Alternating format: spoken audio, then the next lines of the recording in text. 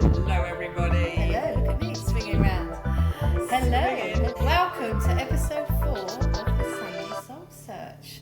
And today, Polly, we're on location. We are. Welcome to our crib. Isn't it our crib? And the person whose crib it is probably absolutely mortified. We're filming in it, but we don't care. Hey, Polly. Absolutely. And if you do hear any strange sort of snoring noises in the background, It's not either of us. It's not a human, it is a French bulldog. And he's chilling on the sofa like you do. So yeah, it's not us making strange noises for a change. If I keep doing this, it's because I'm on a swingy chair. And I've only got little legs. My little legs can't touch the floor. So, we ended last week's show. Obviously, these are pre-recorded. Just for people that have commented since our last show. These are pre-recorded. So, when we were talking about the NHS and the doctor surgeries and things like that in England, in case anyone is watching in another country, we were pre-talking about an incident that happened to me the day before, and then obviously by the time the show goes out, a lot more had happened to me. But we're not going to bore everyone about any more on the NHS, because we know, like we said before, we could talk. Some of our subjects that we want to get across, we could talk about for hours and hours. We could make more than one show out of it. We could have a whole show, a podcast show on it. So we're trying to touch loosely on things, but we will go back to it. So please do, if you watch this on Spotify or YouTube, comment under the actual channel, because that way we can interact more. We get a lot of private messages, but we really appreciate that, and thank you for those that are enjoying the show. But please comment on the channel, and then we can interact, and more people can see that, because there's a lot of people out there experiencing a lot of things that we've already covered in just 3 episodes. Absolutely. And we want other people to see that and know that they're not alone. So we would try to lighten it up today. But we're going to talk about a little bit of mental health. More about our own experiences, our personal mental health, our own, how we feel. And mental health covers a vast range of areas. It can be very little, it can be very big, it can be very in between. And no one is adverse to not having a form of some sort of mental health, mental well-being, as they call it now. So we're going to sort of touch on that. But we did end last week's show as well, a little bit fluffier, talking about holistic therapy. So we're going to add a bit of fluffy. A bit of fluff as well. A bit of fluff, a bit humour. I'm going to apologise if I cough on this one, because I have a little bit of a asthma, chesty going on again. So, do you want to kick off? Because I'll do lots of chatting. I thought I'd have a rest today. Yeah, well, no, we both do in our own ways. But yeah, so we were talking just before we came on about our own, let's say, mental health. And as we know, it can go up and down like a yo-yo, can't it? Especially with us women. Anyway, just going, obviously men as well. I mean, there's obviously a great big thing around men's mental health right now, especially since the COVID times, for example. Well, all and children, I think, got affected massively by COVID absolutely. times. But yeah, so yeah, me. Well, anyone that knows me, and I'm not diagnosed with anything before anyone jumps down my throat, but without a doubt I'm somewhere on an ADHD spectrum. My head is all over the place. It's like I could be thinking forward, backwards and sideways. I can be sometimes worrying about things that are future, even though I then have to bring myself back, ground myself. But ever since a little girl, actually, I've always had some sort of anxiety. And I mean, this goes right back. I mean, it probably started when I started seeing spirits in my cupboard in my bedroom, as in... That probably didn't help, did it? That didn't help. I feel your pain there. I know exactly how that one felt. Yeah, because, at that age, you haven't really had that discussion or talked about it or what have you. Luckily, later on, I found out that my mum was actually very spiritual and very natural psychic, very natural medium. Didn't do anything with it, but she was, without a doubt. But I've always been very sensitive to environments, very sensitive to not criticism, weirdly, environments mostly. As I've become older, I hate crowds. Crowds give me massive anxiety. Going to a large shopping centre gives me anxiety. In fact, I'll get myself right, like in a tiz about it, get there and I think actually I'm all right. I just keep myself in my own little zone, keep my bubble of protection around me. But there's been times where I have had extreme anxiety. After having my first son, I had some sort of postnatal depression. Probably was not well prepared for giving birth to a child at such a young age. Don't think anyone is first time round. I should be worrying about, it's just stuff. Since obviously going down my spiritual path, which has been a long time. I mean, I've worked out that I was spiritual from a very young age. Seeing I used to have, what do you call it? I used to call it, was it a cinema on the wall or something, or TV on the wall? Because I used to, from a young age, used to be able to see what was coming up for the next week or couple of weeks when I was very young. Yeah. And it was like TV on the wall. I remember saying to cine camera. I can't think what they call it. I used to go to a friend of mine back in the teens, because they had a big house down near the seafront, and they used to do that on the wall. Yeah. And we used to think it was brilliant, because obviously in them days we only had 3 TV channels. Showing me age now. Yeah. Back in the day. Well, even when none of these hundreds of even channels. when my youngest was young, our TV was the TV I had. You had to go and turn it over. And my oldest son's called Joel, and we used to call him the remote control. Well, my dad used to call us the remote control, because he'd call us from wherever we were in the house to turn it over. But yeah. But it's funny now, because I was, thinking about it. I was clearly going to go down the spiritual route. There was no doubt about that. I was seeing spirit, I was feeling spirit, I was hearing spirit. Sometimes I didn't know what I was hearing or seeing. Like I said, my cinema on the wall, which was basically when I was half awake, half asleep, morning, evenings, I'd see events that were going to happen. And I remember saying to my brother, did you have a TV on the wall? And he was saying, he thought you was crazy. No. I'm like, okay, that's enough of that conversation then. So I'm a little bit different. I've flipped that, because back when I was younger, and obviously I got on my path a lot later down the line because I was obviously fighting it, but when I was younger I see full on spirit. They weren't on my wall, they would be in my room, sat in front of me, talking to me like they existed. Or if I was playing in the garden, my favourite when I was young would be the man in the trench coat from the First World War, where the air raid shelter would have been in my original house, the home I was born in, funny enough. But so I had that full on, and I was telling no one. I actually look back and think, how have I not had some kind of severe mental illness? There's probably a few people that think I already have. Back in the day, that they would have said that you were schizophrenic. Well, I remember in school I used to write really elaborate stories, because we never went. My dad was always away abroad working, and he did leave when I was about 12. I had quite a traumatic year when I was 12. My nan died who lived with us, my dad left, and then we had to lose our home. So it was a massive year, 12 going into 13 for me. So we didn't have a lot of family time away. We didn't do days out. We had a lovely home, and we had a home that I now look back and realise was a much nicer home than some of my friends at school, but we didn't have a family life where they did. So that's why you should never judge a book by its cover, and you certainly shouldn't be envious of anyone having anything because you don't know what's going on. So obviously my mental health was probably being affected with that, with lack of family stuff going on. But I couldn't talk to anyone about mine, so I just kept thinking, okay, dead people, move along. And the older I got, the worse it got. Now working as a medium, I have the cine camera. Sometimes they will come full on, but sometimes it's a cine camera and it's playing in my head. So while I'm looking out to the audience, the camera's actually in my head, but in front of my eyes, but still in my head. It's the weirdest. So I've reversed the role that you did. It's funny, isn't it, how it happened? I think I did it the hard way. But then I love a hard life. I think I've proved that to a lot of people. I look back and I definitely think, I mean, I ended up quite a rebellious teenager, quite an angry teenager. Some will say an angry young adult still, as well. I had a lot of issues, I think, dealing with lots of things. But I always looked like a tough cookie, but obviously deep inside I was quite sensitive. It's a tough exterior, can only take so much. But I think I'm lucky that I never went down a severe mental health route, but I can see why people do in this, if you are spiritually minded and don't understand why, because there is a thin line between reality and what's not, and there's a thin line to understand it. And also still a very negative thing out there of people thinking that what we do is fake anyway, and that we can't possibly be doing that. So we're dealing with all that animosity. Oh, I know, it is. Well, it's funny looking back how, I mean, there was a lot of things being this secretive little Scorpio that I am, that I didn't say, and probably went through periods of bad anxiety and didn't tell anybody back in when I was a child. But I think when I was older, it was like, I mean, I remember trying anti-anxiety medication. Lasted a week, zonked me out, couldn't deal with that, chucked it away, and thought, right, I'm going to have to sort myself out then.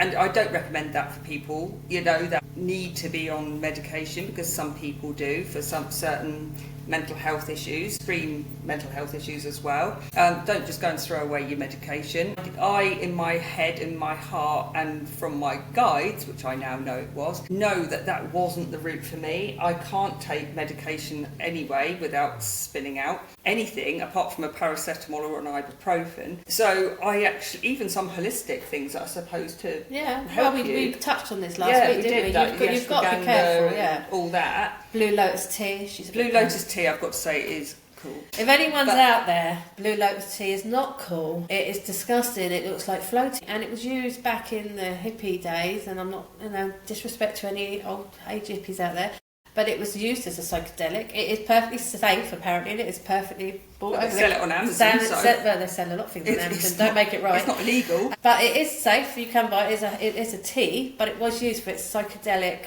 properties. In obviously, she has it in moderation. It's very.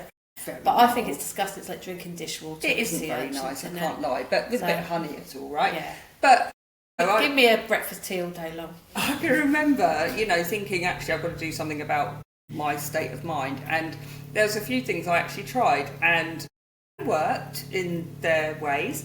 Hypnotherapy was one of them. That was actually at the time very good. And also then became my first experience of Reiki healing, which was, I am actually qualified as a Reiki healer, but I do Rahani healing and I also do trance healing. So I prefer to do myself the energy of Rahani and trance healing, of course. But it was an eye-opener for me. It is something that I had regularly. It is something that made me feel more balanced. It made me feel more grounded. It made me be able to cope with the day. Obviously, that ended up being a big catalyst of where I am today. How you managed your anxiety. Because had I not tried Reiki healing for myself and other modalities, alternative healing. Yeah. I wouldn't have then learnt how to do these things, and I wouldn't be, I might still be a medium and I might still be a psychic, but I remember never wanting to be a healer. There was never anything that interested me until I had it. And when it worked, and then I was drawn to it, did my Reiki 1, Reiki 2, and then got introduced to Rahani celestial healing, which I preferred because I preferred the energy of it, as in to actually physically do. The Rahani healing ended up turning into trance healing, and to be honest, apart from a few anxieties that I have now and then, silly things, like big things can happen. I think healing she's very lucky. We're both very lucky. We both did our Rahani practitioner level 1 back in the day with a very lovely lady, the same lady, different times, we didn't know we'd done it, who is actually the co-founder elect. I think actually they've got a new title for her, but anyway, of Rahani. And Polly's even more lucky because a lovely person taught her level 2 teaching. I wonder who that was.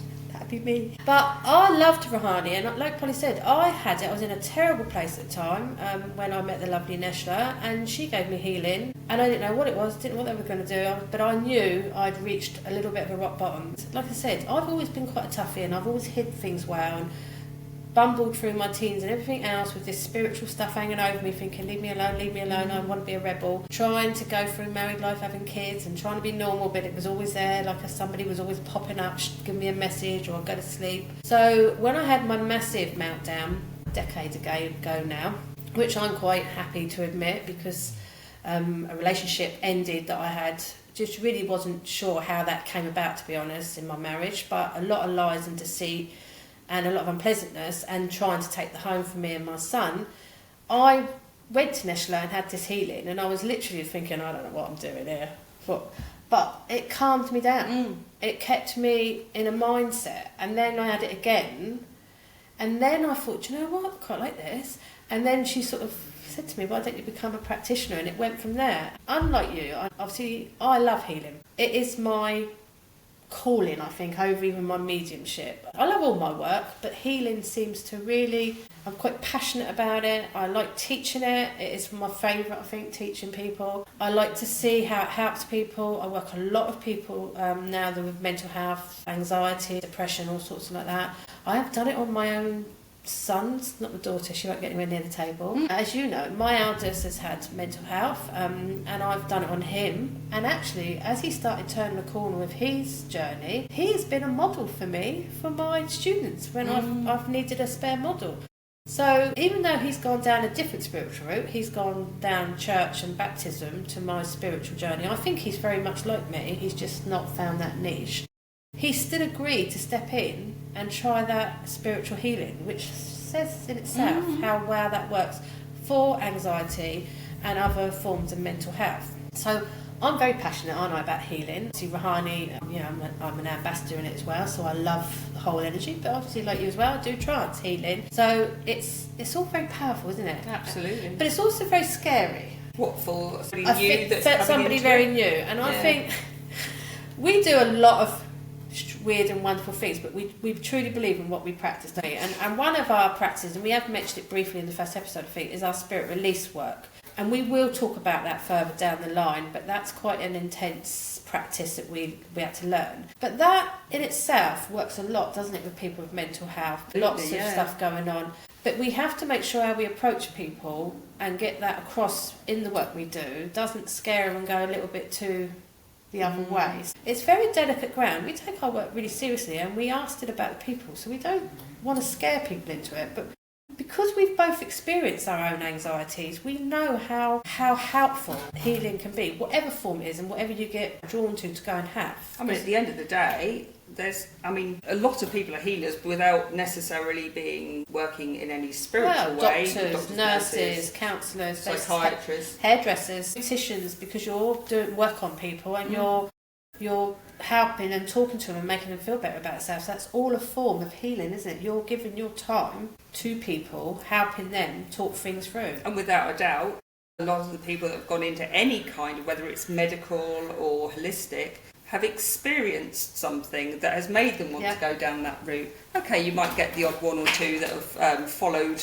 their family. It's opened. I think we have a visitor, and we haven't brought guests on yet. But not many people would go into something either medical or holistic without having their own experiences of why they end up going that way. But then I think we touched this last week with the NHS, and actually someone private messaged me after our show and said about why the NHS, and not just the NHS, because that's obviously our service in England, but why medical practices are not bringing enough holistic options in. They are doing it slowly, it's happening, but not enough. Why is it not working alongside, and why are people not learning different things? We're not saying that holistic works 100%, but we know conventional doesn't either. It can.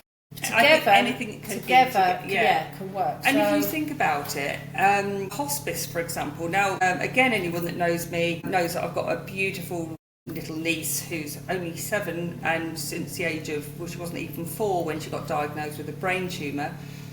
She goes into a hospice for respite, so that my brother and sister-in-law can get a little bit of time just to get their breath back, because obviously she is full-time care. But for example, she gets little massages when she goes in. She gets things like reflexology or hand rubs, and obviously anyone that does anything like that is going to be healing. Yeah, 100%. Putting healing into that. And a lot of hospices, the Rowan's Hospice, for example, which we are going to be. Well, when this goes out, we are running an event on Saturday, a holistic and spiritual fair, and our raffle is all going to our local Rowan's Hospice in just outside of Portsmouth. But when this actually goes out on the stream, we would have already run that event. Yeah. So we are fingers crossed that goes well. We're getting raffle prizes, but you'll find that end of life. Or respite type care in hospices, they do offer lots of different sort of therapies. There's a lot more healing, and it used to be more Reiki, because Reiki, just everyone seems to know what Reiki is, even if you're not into spiritual stuff, because Reiki's been going for a long time. Rouhani's been going just over 30 odd years now, and it has become more accredited, so people are getting their head around that. But in the last probably 5 years, I'd say, so many different modalities have popped up over different healing modalities. I think people are less judgy, because it was a bit like, do you do Reiki? I remember getting asked to do freelance at Champneys, and it's, do you do Reiki? No, I do Rouhani. Oh, what's that? even when you don't understand healing, it's got all Reiki because it's healing, isn't it? The good thing about Reiki for things like hospices, however, is the fact it's non-dominational. So anybody can have it because it's universal healing, whereas some... Well, Rahani's the same, isn't it? Yeah, well, yeah. I mean, obviously we're using the energy from Ascended Masters and... So are they now, Archangels. Reiki? Doing it in angelic. If it's angelic Reiki, Yeah. yes, that would be the case. But if it is Usui Reiki, then it will be non-denominational. So it won't be using a particular type of guide. It will be using universal energy. So that's where I think that fits in actually quite nicely. Plus the fact it is a nice, gentle, balancing healing. And basically, if somebody's coming towards the end of their life, that's what they'll need. You're not going to be able to cure anybody. You're going to be able to assist in their well-being. You're going to be assisting how they feel, making them feel more balanced, and them having that time just for themselves as well, isn't it? They even offer it to the relatives in many they do, in many hospices. I'll do some healing this week, I can tell you. Yeah, I'll try and fit you in. Try and fit me in. Very, very, very basic. So obviously we will do more on healing down the road, and like we said, we will do more on our spirit release practice work, because that is I've got my teeth out again. That is also a different form of healing. Even our reading, our mediumship is a form of healing. Whatever people think that obviously don't agree with that, because people are getting comfort, and when I say comfort, they're not getting lied to like some people have accused us of. They are getting comfort, and that's what it's all about. And it's about we've always said it's always about integrity. Absolutely. And about how you deliver something anyway, and that includes your healing. But I think the reason we sort of also touched briefly on mental health again today is because obviously we had a bit of a moany moan about, well, I had a little moany moan about the NHS and the moaning mediums. And it did all go a little bit pear-shaped for me come the Thursday, didn't it? I had a personal situation going on at home that escalated first thing in the morning, then got a phone call to say my mum had been taken into intensive care, which I thought, hang on, I left her the day before, she was perfectly fine.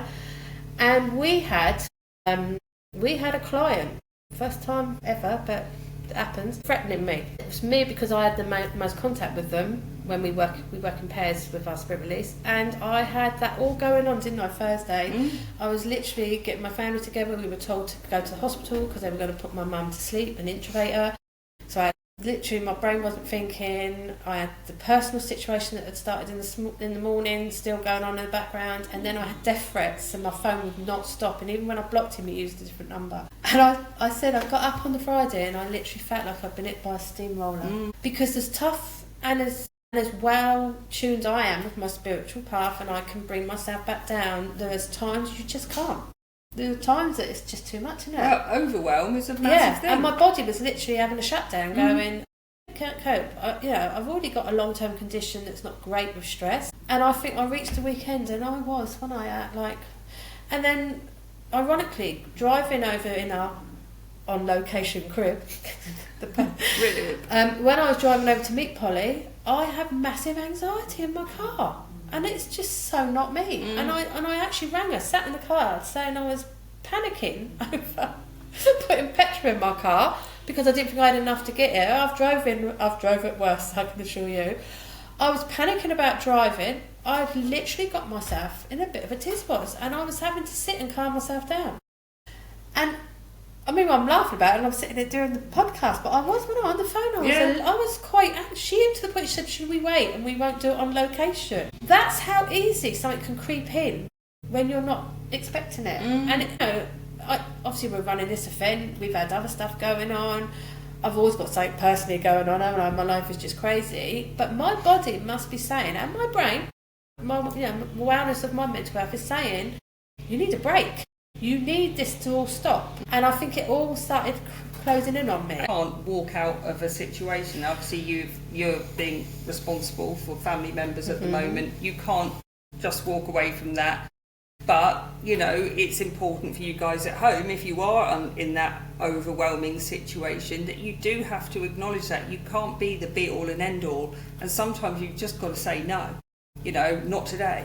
Obviously, situations are different with you currently because you've got your mum ready to come out of hospital, you've got fingers all crossed, sorts of fingers crossed, you've got all sorts of things there to go on, but sometimes, I know that a lot of you guys out there will find this as well, that there's some points in your life where you just don't seem to be able to cut a break.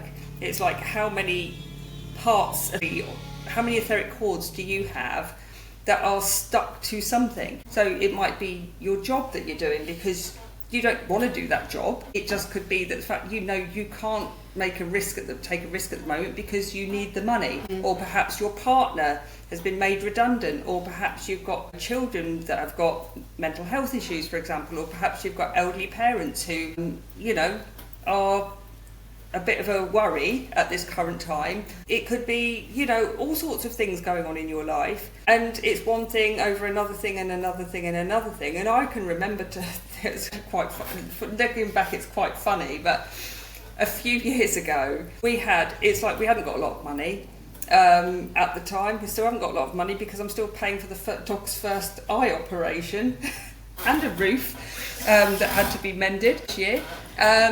But a few years back, it was another point where the boiler went wrong. And I was thinking, oh, for goodness sake, the boiler's gone wrong. So in the end, we had an engineer that ruined the boiler. So we got compensation we're waiting for compensation over that. At the same time, our TV, which was only 2 years old, completely conked out. And then just to top it all off, the fridge freezer broke, right?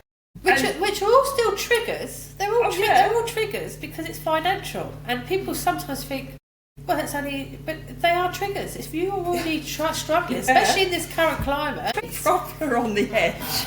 And, I'm laughing about it now. I swear my cat was blacker than yours on Thursday. The TV, when that broke, when you just sort of feel like I was like...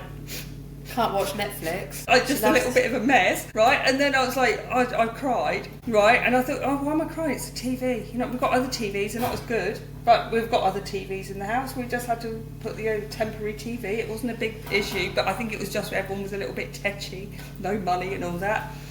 Obviously, the boiler completely conked. That was a lot of money. Then the fridge freezer went, and we had a whole thing, all the freezer stuff in there. We stood there like not knowing what to do with it. Young. I laughed hysterically, right? And I was laughing so hard that I couldn't stop. But then that is a sign that you're at breaking point. Yeah, it's breaking point. Yeah. You can go. I laugh sometimes in the whole chaoticness. I make probably sometimes not the best jokes. Yeah, sometimes she texts me because this has happened, this has happened, this has happened, lol and her laughing face. I'm because that is my personality. I will brush it off, laugh it off, but deep down inside I am literally building it. And actually, I remember when I was having loads of surgeries, they actually suggested I went to a counsellor that they paid for, and I actually went, do you know what, yeah, I'll do that, because I had a lot of stuff going on with my son. I was trying to find another home so that I could take him back in and he could live with me, and that was stressful.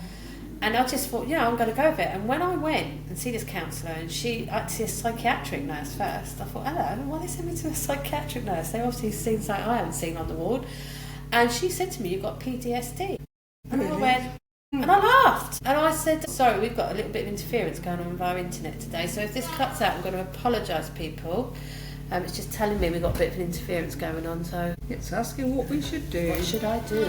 We should carry on recording. I wasn't shocked I had PTSD when she put her mind to it, but I actually just thought that was for like really serious cases, but I realised I've been shelving all my trauma from a young age. I opened up the cupboard, banged it on the shelf, got on with it, and it came crashing down.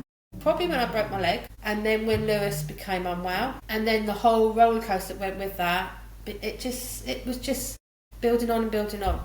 So I've accepted that I've got PTSD, but I think I manage it quite well, don't I? Because I laugh. And if I have a day like today of anxiety once in a blue moon, I should be thankful it's only that I'm having. And I really think it's my spiritual work, my commitment to others that keeps me focused. But how are you out there coping? I think that's what our thing is today. How are you coping with your anxiety, with the stresses of work, the stresses of the economy, the stresses of everything? How are you coping? And have you found an answer? Have you found something? Is it wellness type? What's it called? Mindfulness. Meditation. Meditation. Is it healing? Is it the fact that you're struggling at the moment to find that thing that's making you feel better, or that you can function in a more positive way? Do let us know in the comments, because it really helps us with the algorithm. I can't even talk about it. I can't pronounce it. So it really does help us because we are quite new to the party on the podcast here. It'd be really useful if you could help us along with just giving us a little bit of input or feedback. Yeah, I think what we'll do for today, we're going to keep this one a bit shorter than normal. We might carry it through on the next one at the beginning just to start off. So please do comment when it goes out and let us know what you think.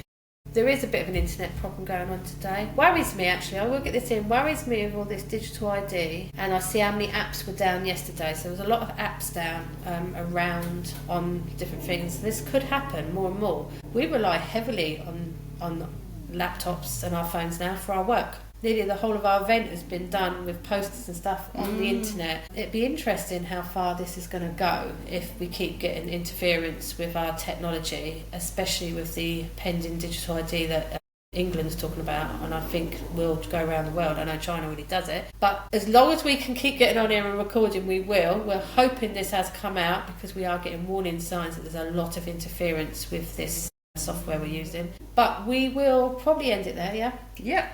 I'll go and have a nice strong cup of tea with loads of sugars in to sort my anxiety out now. I have actually calmed down. I was all right once I got on the motorway. I just don't know. I don't know what's going on. Well, I do. It's the stress of last week. And we may just touch lightly on this on the beginning of the next one, but who knows what could happen between now and next week. Who knows? With our lives, there's always something happening and always something going on. Maybe we'll have a story to tell about our fair.